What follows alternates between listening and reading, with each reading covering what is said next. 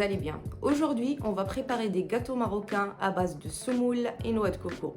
Ça s'appelle Ghoriba, mais en fait Ghoriba, on a plusieurs versions, différents ingrédients. Le seul point commun, c'est les craquelures à la surface du gâteau. C'est la marque de réussite de ce gâteau, si je peux dire. Aujourd'hui, j'ai choisi la version noix de coco semoule. C'est un pur délice avec un petit zeste de citron. Croyez-moi, vous allez adorer ainsi que vos proches. Si ça vous intéresse, on va en cuisine.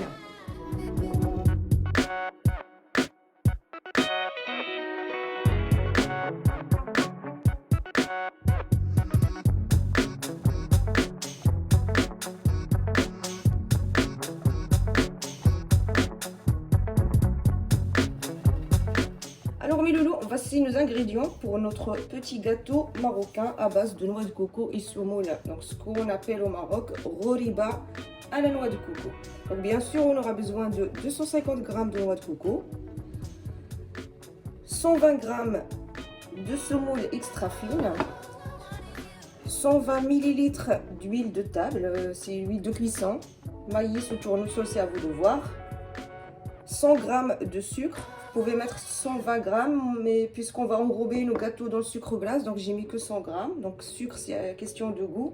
Une pincée de sel, 3 œufs, de préférence à température ambiante, le zeste d'un citron, en évitant bien sûr de râper le côté blanc parce qu'il est amer. Et j'aurai besoin de la moitié du sachet de levure chimique. Bien sûr, j'aurai besoin de sucre glace pour enrober mes gâteaux avant de les cuire. Et maintenant, on va passer à la préparation.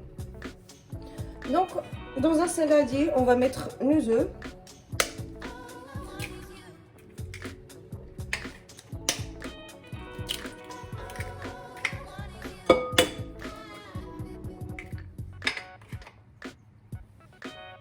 Je vais rajouter le sucre, le zeste,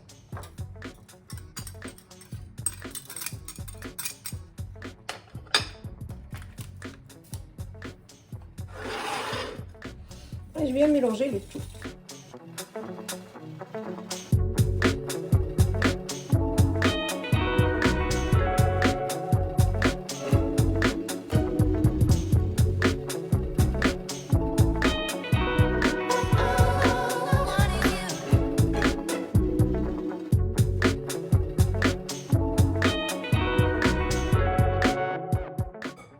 Donc là, je peux ajouter l'huile.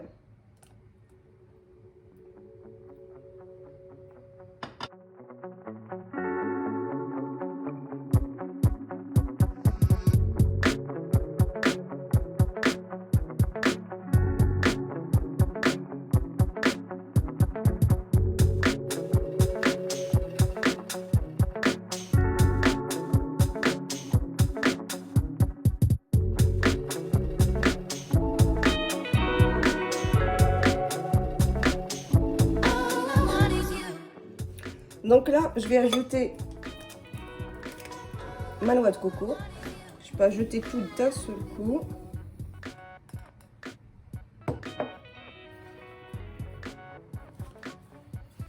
Je fais doucement, comme ça je n'en ai pas un peu partout.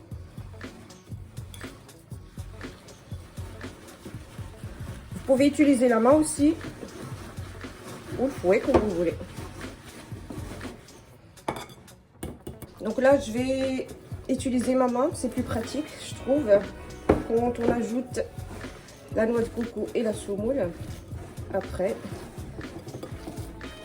Donc là, ma noix de coco est bien mélangée avec le reste. Je peux ajouter le verre de la semoule.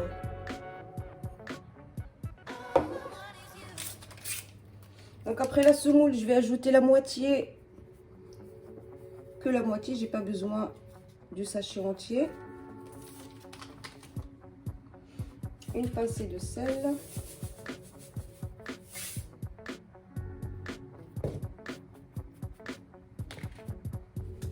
Et je vais mélanger tout avec la main. Donc je vais un peu travailler ma pâte jusqu'à ce que tous mes éléments soient bien mélangés, bien homogènes.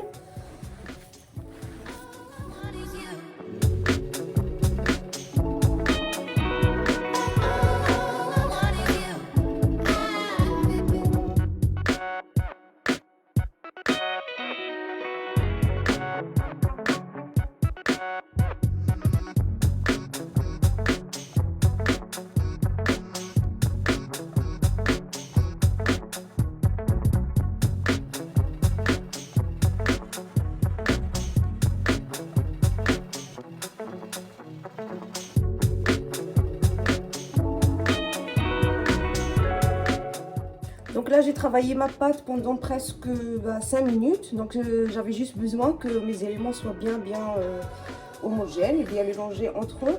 Donc là, je vais couvrir avec un film ou avec un plastique. Je vais laisser reposer une trentaine de minutes et on se retrouve après.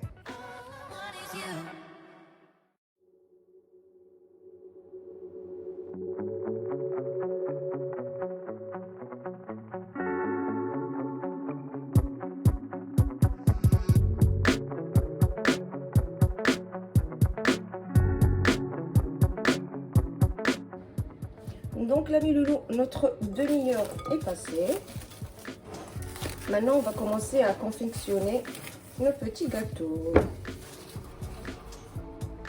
Donc voilà mes loulous, on va commencer maintenant à confectionner nos petits gâteaux. Donc j'ai préparé ma plaque avec du papier sulfurisé, un petit peu d'huile juste pour mes mains parce que la pâte est un petit peu collante. Et bien sûr, notre sucre glace, on a besoin d'une bonne quantité pour faciliter l'enrobage de nos petits gâteaux. Donc, on va commencer. Donc, je mets toujours un petit peu d'huile. Ça évitera que ça colle.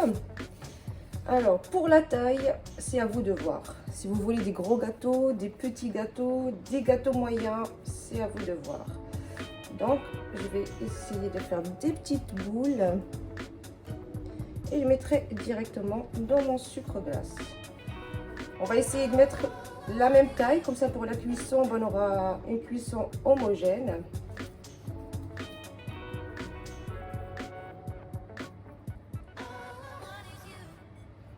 Et à chaque fois que je sens que j'ai besoin de mettre de l'huile, je vais en rajouter.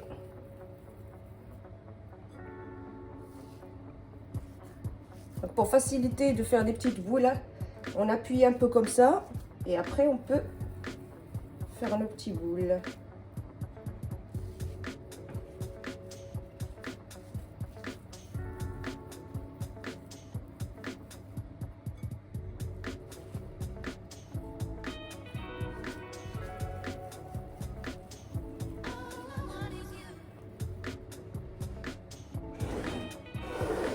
Donc là je viens bien enrober. Au fait, il faut bien enrober nos gâteaux.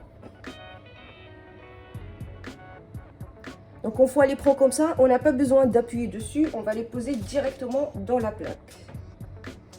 On fait la même chose avec le reste, on laisse juste un petit peu d'espace entre les gâteaux. Donc on laisse de l'espace parce que normalement ils vont s'ouvrir un petit peu. Comme ça, ça va éviter de coller.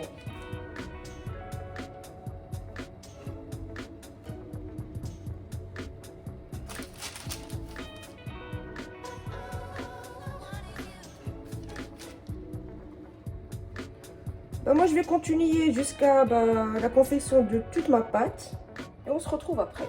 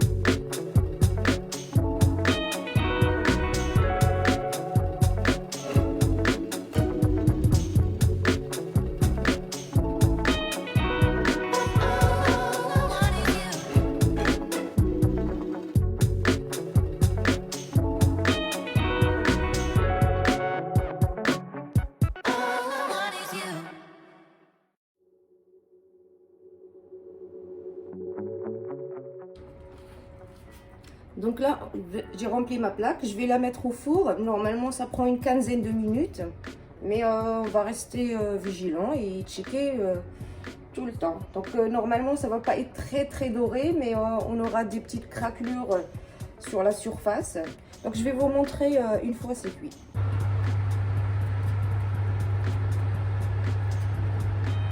Donc ma première plaque est en train de cuire. Il me reste de la pâte. Bah, du coup, je vais mettre dans ma deuxième plaque. Et pareil, on va travailler de la même façon que la première plaque.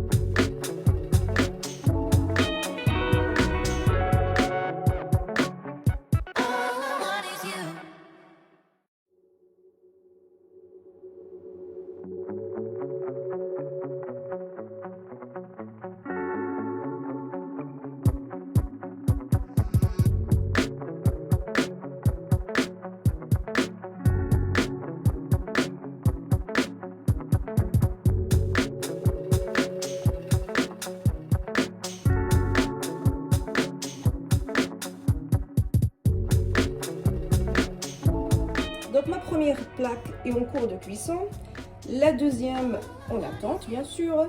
Dès que la première cuit, je mettrai la deuxième et je vais vous montrer tout ça après. Donc ma première plaque est prête, je mettrai la deuxième.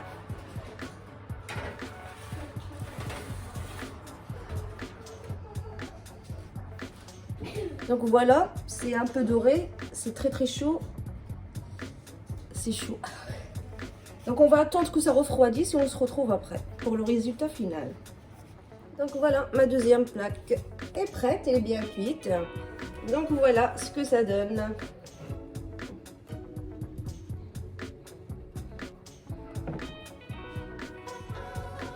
Et voilà, nos petits gâteaux, ils sont bien cuits, bien réussis, plein de craquelures en surface. C'est la marque qui prouve que nos gâteaux sont bien réussis. Donc là, je vais essayer d'ouvrir de couper un petit gâteau en deux pour vous montrer comme c'est moelleux à l'intérieur. Donc voilà ce que ça donne.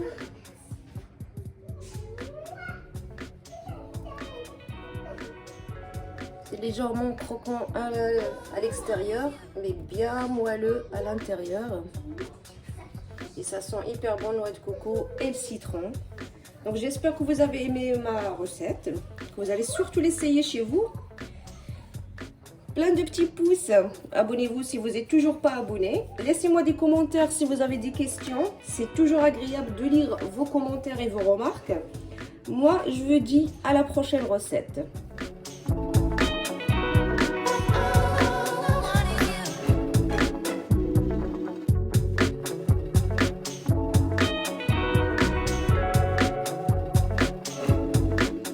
Intéresse, on va en cuisine. On est déjà en cuisine.